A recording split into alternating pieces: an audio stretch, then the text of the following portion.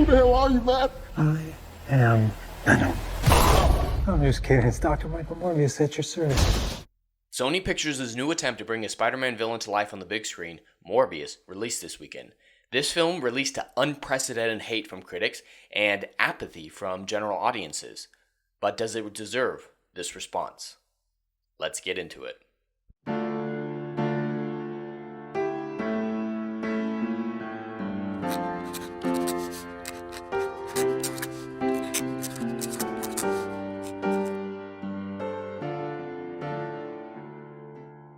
Welcome to the Hollywood Scholar. I'm Jed Morgan, and I was interested in this film for one reason and one reason only: Matt Smith as the villain. Otherwise, I really wouldn't have gone out of my way to see the film.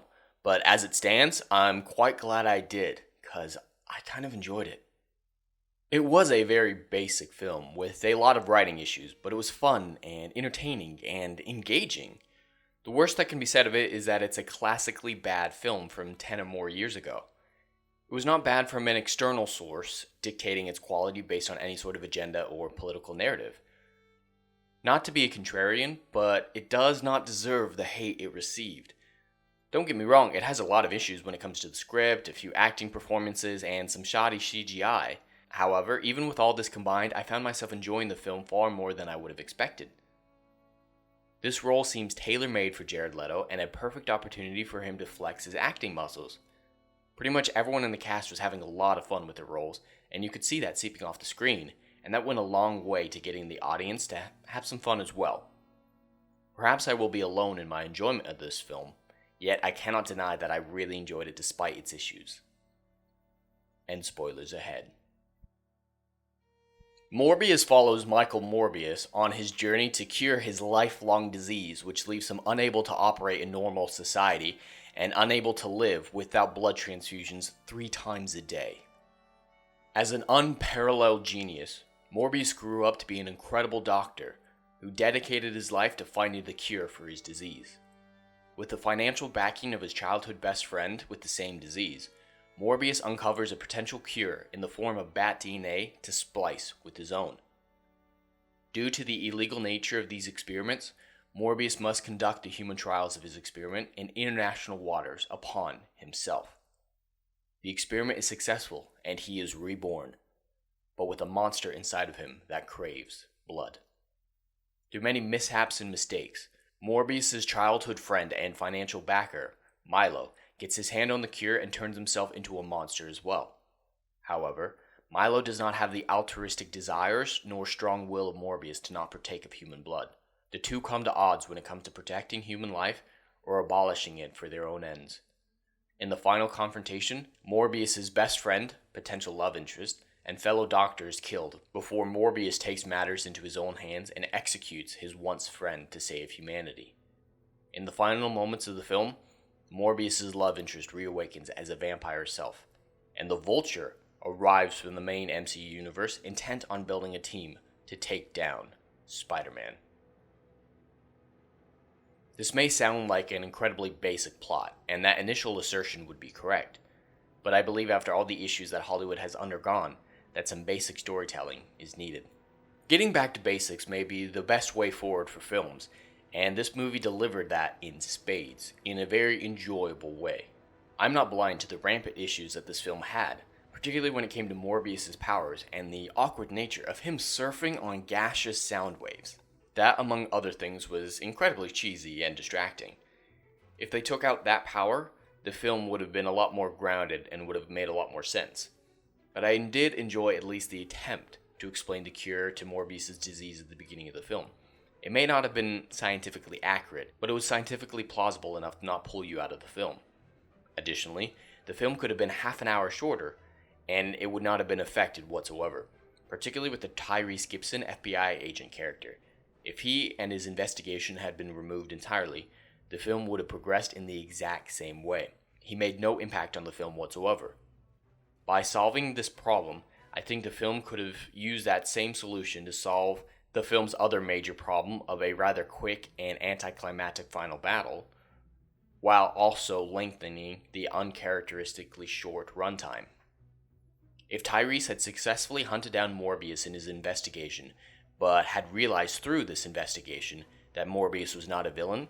He could have teamed up with Morbius to help take down Milo, and Tyrese could have been essential in defeating Milo, giving his inclusion to the film a needed depth. This simple change would have fixed a lot of my issues with the film. Now that we know what I think of the film, let's check in with fans and critics. I have to admit, I don't understand the critics' hatred of it. I don't understand it at all. And I know it's gone up a little bit in recent days. Originally, it was all the way down to 14%, I think I saw. But I do not get the hatred they have for this film. I know it's a basic film and there's not much to it, but it doesn't deserve that low of a score. I'm very much in the audience side of things. I would give it depending on how you weigh the percentages versus whatnot, that might be accurate. The audiences might be very accurate to my own thoughts, so I might not be as alone in my opinions as I originally surmised. But those critics, what the fuck did they hate so vehemently about this film? But let's jump right into reading some of these audience reviews. This was fantastic. Wow. Decent movie, little repetitious at times, but special effects were pretty awesome. Yeah, some of these special effects are pretty great. I like Jared Leto's vampiric face, but I hated Matt Smith's. I'm not sure what it was about it, but I did not like it. The movie was pretty good. Can't wait for a second one. Yeah, I'm looking forward to a sequel. Story and action were nothing special, but it was entertaining. That's very much where I agree. It wasn't that spectacular of an idea or a concept, but it was executed in a fun way. Too short and went to the story too quick, but overall it was good. The special effects were awesome. Yeah, it was a lot shorter than I would have expected. It felt really rushed, and some of those changes I mentioned earlier with Tyrese's character specifically might have helped that issue at least. Don't listen to the critics. Morbius is actually good. Didn't have high expectations, so enjoyed it. That's kind of where I'm at. I think I would have been better as a rated R movie. I absolutely would agree. The little horror aspects of it that it had in the film were great and really enjoyable, but I would have liked to see that aspect of it explored to a much further degree. Especially when slashing the bodies doesn't get properly conveyed. Yeah, absolutely. The origin was very good, gave a decent background of the character and how he came to be. Overall, I thoroughly enjoyed it. Yep. Same old plot and twist between frenemies. Action sequences were a headache to follow. Watching again is a hard pass. Wait until it's rentable at a clearance price to see it. I wouldn't give it that low of remarks, but that score is not terrible. Jared Leto is magnificent. Yeah, he definitely was more made for this role than he was for the Joker. Now let's see what these critics have to say. This is going to be so bad. I've seen some terrible takes from this side of Rotten Tomatoes, so let's see how bad this can really get. The misfiring Morbius at a certain point just stops firing, but not before it stops making sense. 1 out of 5. Okay, that's not really a review. I don't know what that's supposed to mean. Despite aspirations to Cronenbergian body horror, Morbius's bloody action amounts to a lengthy thin-off between Leto and Smith. Okay, I don't know sure what that's supposed to mean either. Although Dracula has long represented the outsider, Morbius spends the whole film trying to be normal.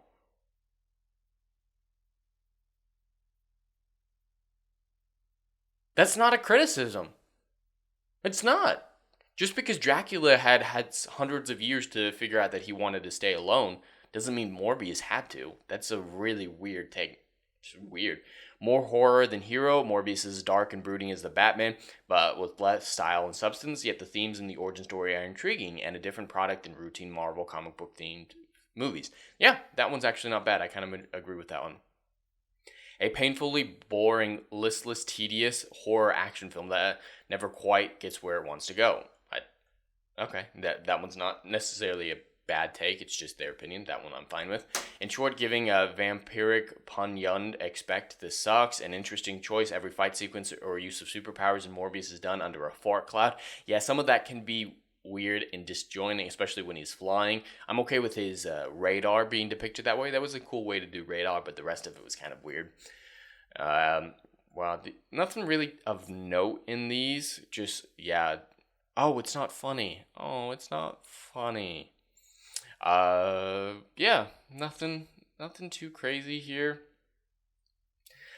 Not as bad of a takes as I would have expected, considering how low the score is. Like, none of these jump out to me as, wow, these people are insane. I mean, there's this one that just doesn't make any goddamn sense, but the rest of it is just like, yeah, I hated it. Nothing nothing really that bad. Really kind of surprised at how just generic these negative reviews are. Let's see if top critics have anything else. Huh. So they just didn't like it. I was expecting some sort of narrative to be made around it, like it normally is by critics, but they're just like, I don't like it. I don't like it. It sounds a little whiny to me. But, not as bad as I would have expected from them, given this score. But overall, kind of aligned quite more with the audience reviews than I would have expected. I really enjoyed it, had a lot of fun. So aligned with them. This doesn't make any sense to me, but maybe you guys in the comment section below will be able to enlighten me on what you guys thought about it, if you guys align with either of these, or at least understand what the fuck this score is about. But we'll have to see how it all plays out in the box office. I cannot harp on it enough that this was a very basic film with a lot of issues. I also cannot harp on it enough that it was a lot of fun despite those issues. Again, there were a lot of issues with Morbius's powers either not making sense or being delivered in an uninteresting or unengaging way. Pretty much anything to do with him flying was nonsensical and distracting. Additionally, Matt Smith's vampiric face CGI was abysmal and took me out of the film every time he displayed this face. I can't pinpoint what I hated about it, it just felt wrong. In an early issue that I took with the film was how it demonstrated Morbius's genius. As a child, he was able to fix a machine that took dozens of scientists years to create with just a pen, without ever seeing the interior of the machine before. That came across as weird, forced, and a bit Gary Sue-like. If they'd shown him watching over the shoulder of some scientists working on it, perhaps it could have been explained, but it came across as forced, if nothing else. This film cannot be called great. It can barely be called good. But the basic and straightforward nature of it felt needed in a sense. Everything that was wrong with it had nothing to do with identity politics or wokeness, which I haven't encountered in a long time. So to see a film that was generic or almost classically bad felt refreshing and endearing. That may not have been the same for everyone else, which I totally understand. Objectively, this movie's okay, but subjectively, I had a lot of fun with it. I am fully prepared to be destroyed in the comment section below. But I did really enjoy the film. We can make that go away. The ones on the boat, they're thugs, guns for hire. I can make that go away. You don't understand. I do understand. Please, have I ever denied you anything? Have I ever said no? Have I always given you the money? I can't control it! What, so you get to live and I get to die, is that it? As I mentioned earlier, Matt Smith's Milo was the only reason I went to see this film, and I'm very glad I did go to see it because of him. Milo's character cannot be called complicated or intriguing per se, but I could tell that Matt Smith was having a lot of fun with the role, if nothing else. His motivations at least made sense from a surface level perspective. After a lifetime of being rejected by society and shunned from it, he felt no responsibility to protect it when he found himself in a position of power over regular people. Matt Smith played the character very well. Again, I hated his vampiric face, but that has nothing to do with his acting, writing, or even his portrayal. He was probably one of my favorite parts of the film. I don't want to see you get hurt more than you already have. This would be a cure. At what cost? Of the main characters, Martine was definitely the weakest one. Not from lack of screen time or actress's talent or anything else. There was just something lacking when it came to her writing. She was exactly what the film intended her to be and fulfilled her purpose excellently. She just felt kind of empty to me, as if she was just a vessel for the plot. Her chemistry with Morbius was good and gave her a bit of depth, but the rest of her scenes were subpar compared to the rest of the cast. I don't think this is the actress's fault. She did very good in her scenes with what she was given. I think the writers just decided to prioritize other parts of the story, which isn't necessarily a bad thing. Since she fulfilled her purpose in the story, this cannot be labeled as a criticism. I just would have liked to see a little bit more of her character so we could understand her to a further degree. Are you here to heal the world? Or to destroy it? The rest of the supporting cast was fine, none of them really standing out or making an impact of my impression of the film. Tyrese Gibson and his partner Al Madrigal could have been removed from the film entirely and not made any impact on the overall story, so they both came across as very unnecessary once the film was concluded. Jared Harris is an incredible actor, and he was riveting whenever he was on screen.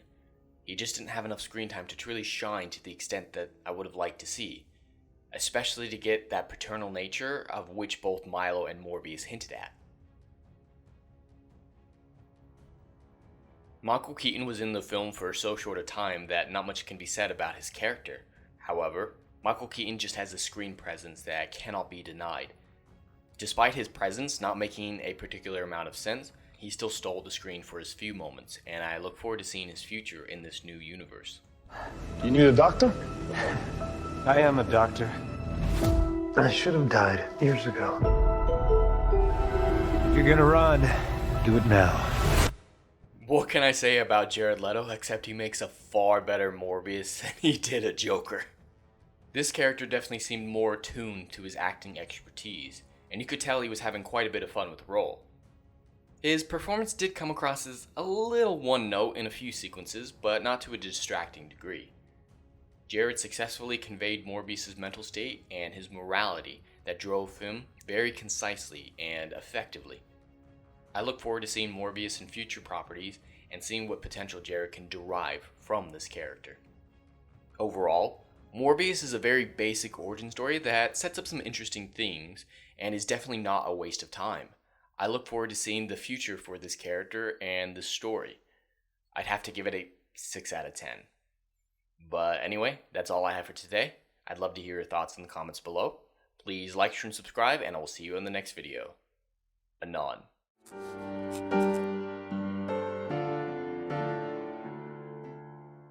If you like what I do here and want to see good, compelling stories that Hollywood will no longer give you, check out my book series, Odyssey of a Phoenix, a mythological epic about philosophy, morality, and modern-day mental illness issues. Books 1, Down in Flames, and Book 2, Apocalypse Then, currently on sale. Book 3, Kill the Dark, coming soon.